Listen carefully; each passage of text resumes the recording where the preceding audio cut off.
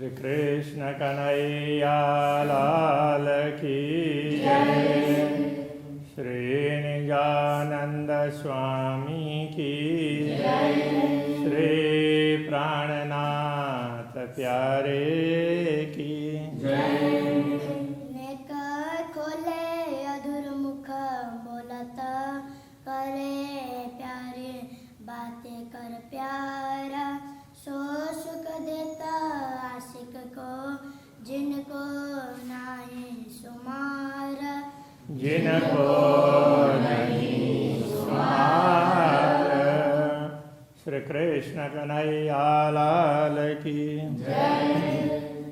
अक्षरातीत पूर्ण ब्रह्म परमात्मा के मुखारविंद की शोभा की बात चल रही है।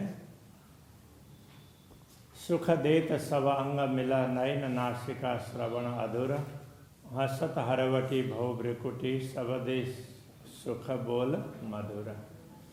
जब अक्षरातीत धामधनी मधुर वचन बोलते हैं ना, तो उस समय उनके सारे अंग प्रत्यंग हैं ना, वो सब ब्रह्मात्माओं को सुख प्रदान करते हैं। जिधर देखो उधर ही आनंद दे रहे हो ऐसा लगता है। सभी सहयोग करते हैं।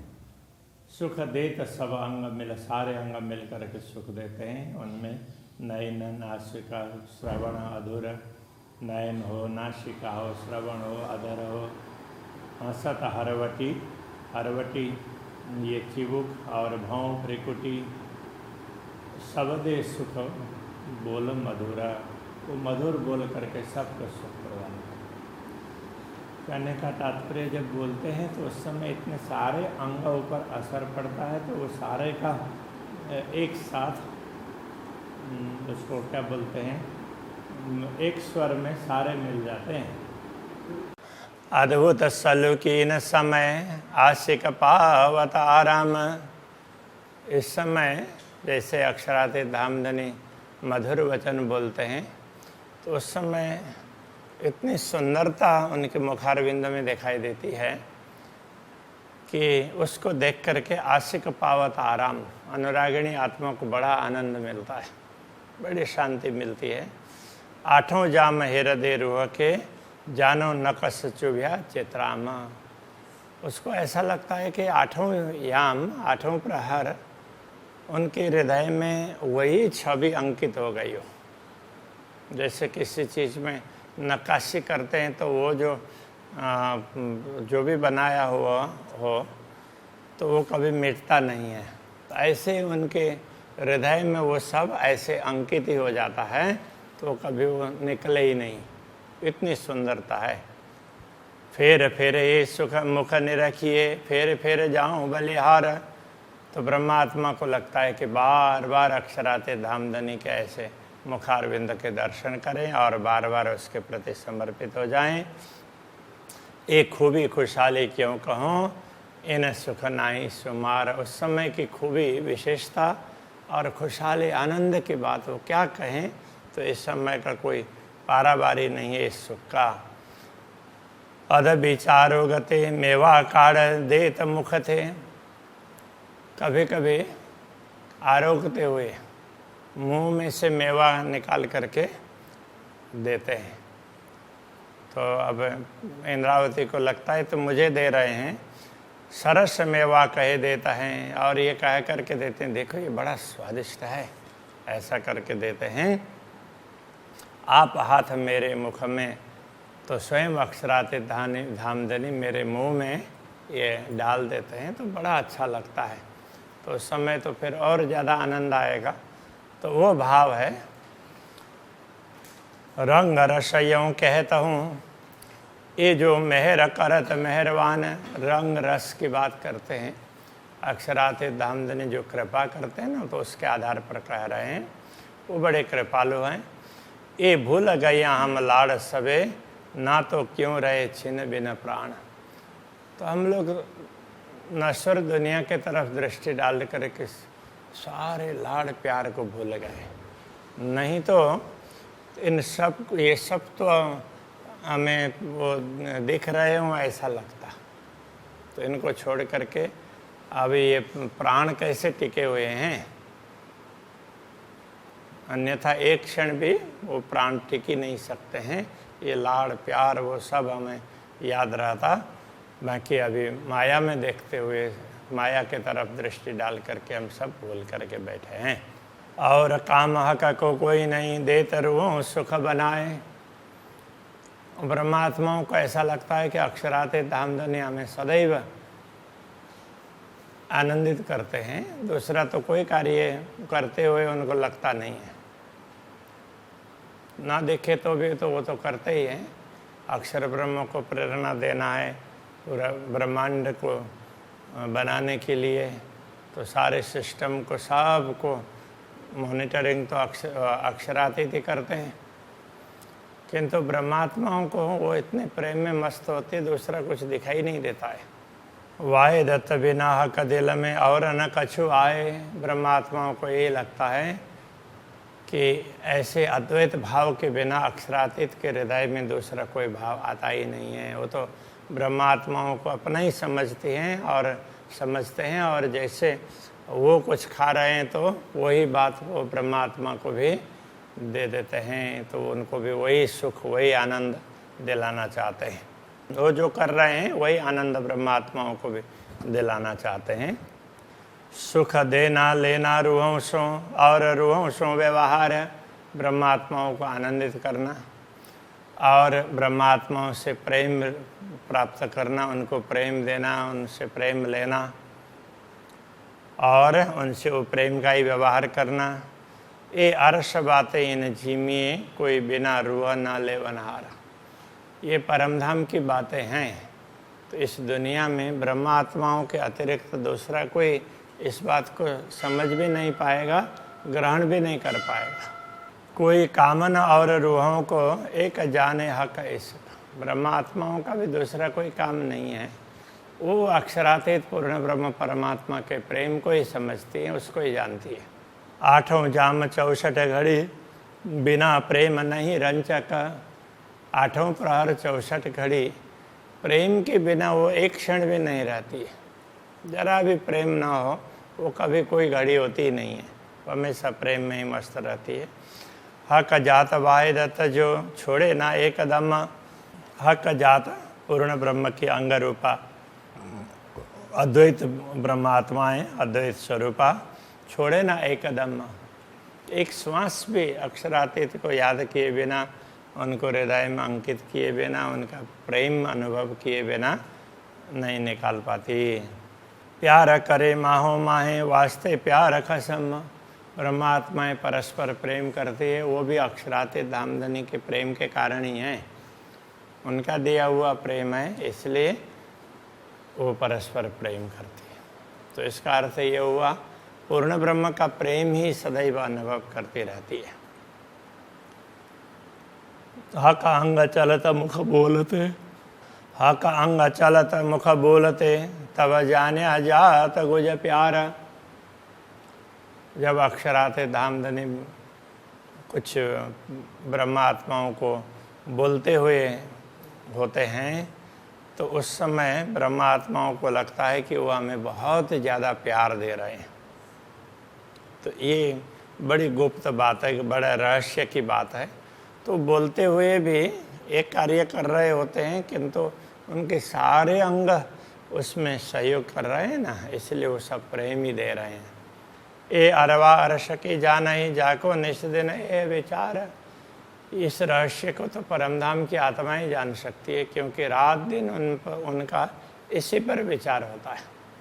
तो रात दिन वो इसी पर चिंतन करती रहती है। अक्षराते धामधनी का प्रेम वो कितना दे रहे हैं, हम कैसा अनुभव कर रहे हैं, हमेशा वही चिंतन करती रहती है। हक नरम पाँव उठाए के और धरत जीमी पर। अक्षराते धामधनी अपने कोमल चरण कमल को उठा करके भूमि में रखते हैं, तो जब चलने लगते हैं तो उसकी बात कर रहे हैं। ये अरश बीच मोमिन जाने जिनको खुशबू आई फजर। तो उस समय अक्षराते धामधनी के चलते हुए की चाल इतनी अच्छी होती है, वो तो ब्रह्मात्मा ही समझ सकती है, परमधाम की आत्मा ही समझ सकती है, क्योंकि उनको ही उसकी सुगंध मिल रही। परमधाम की सुगंध और वो फज्र की परमधाम का फज्र हो गया, कहने का मतलब परमधाम दिखने लगा तो वो ब्रह्मात्माओं को ही पता चलता है, तो वही उस सुगंधि को प्राप्त कर सकती है। जिनको ये सुगंधि मिली हुई होती है वही उस आनंद को अनुभव करती है। हक धरत पाँव उठावत तब जानी जात चतुराय। जब अक्षरातीत धामधनी अपने चरण उठा करके वो चलते हैं तो उस समय तो उनकी कुशलता पता चलती है कि वो कैसे बड़े चतुरता से चलते हैं, तो उनकी चाल ही बड़ी अच्छी लगती है। सो समझा का इशारतें जो हो अरस अरवाए। अक्षरातीत धामधनी की चाल को, तो उनके संकेत को उससे भी कितना प्रेम मिलता है वो ब्रह्मात्मा ही समझ सकती हैं कि जिनका घर परमधाम हो, जो परमधाम की आत्माएं वही तो समझ सकती है। कैसी लगे पाँव चलते वह कैसी ओसी भौम। जब अक्षरातीत धामधनी चलते हैं तो उस समय उनकी चाल कैसी दिखाई देगी। वो भूमि में पैर रखते हैं, परमधाम की भूमि में, उस समय कितनी सुंदरता दिखाई देगी भूमि की, वो कैसा लगेगा। चलते देखे हक चातुरी हाय हाय घाय न लगे रोम रोम। तो अक्षरातीत धामधनी के ऐसे चरण उसमें बड़े प्रेम से, जैसे ठुमक ठुमक करके चलते हैं ऐसा बोलते हैं ना, तो उस तरह बड़े प्रेम से चलते हैं। तो उस चाल को देखते हुए तो ब्रह्मात्माओं को चोट क्यों नहीं लग रही है। तो इस शरीर में उनका हृदय ही टूट जाना चाहिए और इस शरीर को छोड़ करके उनके मतलब उनके रोम रोम में ये बात चुभ जानी चाहिए और वो परमधाम में जागृत हो जाने चाहिए। अभी तक स्वप्न क्यों देख रहे हैं, ये कहने का तात्पर्य है। इजार देखत पाँव में लेत झाई जामे पर। जब चलते हैं तो उस समय तो उनके चरण उनका दिखाई देगा, उनका आभूषण, फिर इजार तो उनका पायजामा वो दिखाई देगा। तो उस समय वो उनके इजार की झाई मतलब उनकी आभा वो बाहर जामे में भी पड़ती है। जामा इतना पतला है तो अंदर के इजार का भी रंग दिखाई देता है। हाय हाय खूबी इन चाल की। उस समय वो चलते हुए इतने अच्छे लगते हैं। इस खूबी के विषय में ये जुआ कहे क्यों करे, ये जुआ क्या बता सकती है। स्वरभूषण मधुर सोहे ए तरह चलत जो हक। जब अक्षरातीत धामधनी चलते हैं उनके पैर रखने के तरीके ही बड़े सुंदर हैं, तो उस समय उनके आभूषण के स्वर भी न बड़े अच्छे लगते हैं। ये जो देखे रूह नजर भर तो चाल मार डारत मुतलक। यदि इस समय ब्रह्मात्मा बड़े प्रेम से उनके चरणों के प्रति दृष्टि डालती है तो निश्चित ही वो घायल हो जाती है, तो उनको कुछ दूसरा कुछ सोचता ही नहीं है। ये कहने का तात्पर्य है। नख अंगूठे अंगुरियाँ चलते अति शोभित। चलते हैं तो उस समय नख के वो अंगुरियाँ, अंगूठे, उनके नख वो भी, उनसे भी प्रकाश निकलता है, तो वो भी बड़े सुंदर शोभा देते हैं। ये अंगुलियाँ हैं, अंगूठे हैं, चलते अति शोभित, चलते हुए बड़ी शोभा देते हैं। चाल विचारते अर्श की। परमधाम की चाल विचार करते हुए हाय हाय अरवा क्यों न उड़त। तो ये आत्मा शरीर को छोड़ करके क्यों उड़ नहीं जाती है। अरस दिल मोमिन कया ठौर बड़ी कुसाद। ब्रह्मात्माओं के हृदय को परमधाम कहा है। परमधाम तो कितना विशाल है, विस्तार है, विस्तृत है। कुसाद का मतलब लंबा चौड़ा, कितना विस्तार वाला है। हक आदि रूहें माहे बसे असल अरस जो आधा। असली अरस में तो, असली धाम में तो पूर्ण ब्रह्म परमात्मा श्यामा जी ब्रह्मात्मा सब के सब विराजमान होते हैं। तो अब वो ब्रह्मात्माओं के हृदय तो छोटा होता है, तो इतना बड़ा परमधाम कैसे कह सकते हैं। तो इसका ये समाधान है कि परमधाम के दृश्य ब्रह्मात्मा अपने हृदय में अंकित करती है, इसलिए उसको परमधाम का पूर्ण ब्रह्म को हृदय में बैठाती है, तो जहाँ पूर्ण ब्रह्म बैठेंगे तो वो धाम ही कहलाता है इसके हिसाब से। बाकी तो परम धाम बहुत लंबा चौड़ा है। जेता मता हक का सो सवा रस में देख, परम धाम की जितनी वो पूर्ण ब्रह्म परमात्मा की जितनी सामग्री है वो सब तो परम धाम में है। सो सब मोबिन दिल में पाइए सब विषेक विवेक, तो ब्रह्मात्माएं उन सब को अपने हृदय में अंकित करती है, उनको समझती है, इसलिए उनके हृदय को परम धाम कह दिया। हक आदि रुए खेले उठे बैठे दौड़े करे चाल, तो हक आदि रुए खेलते हैं, उठते हैं, बैठते हैं, दौड़ते हैं, चलते हैं, जो भी करते हों, ये जाने अरवाह अरश की। इन रहस्यों को तो परमधाम की आत्माएं ही समझ सकती है, जो रहता हमेशा नाल, जो सदैव उनके साथ रहती है। नाल का अर्थ साथ। ए तो ए कहे हक हुकुम, सो तू देख महामत। महामते कहते हैं हे आत्मा, ये सब तुम्हें कहा है। अक्षरातीत धामधनी के आदेश ने ये सारी बातें तुम्हें समझाई है। हर आत्मा को ये समझना होता है कि ये मुझे समझाया है।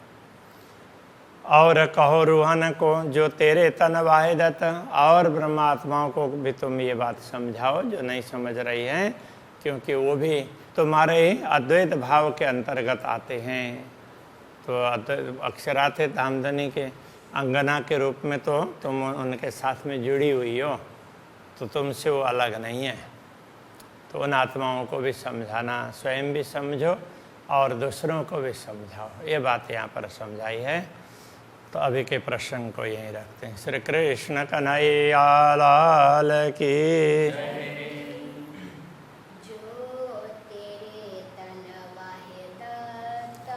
जो तेरे तना वाहिदत,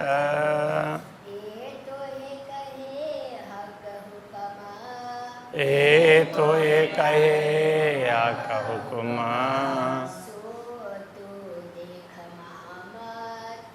सो तू देख महामत।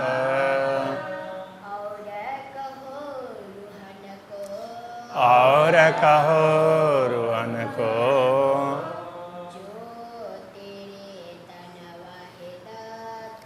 जो तेरे तन वाहिदत,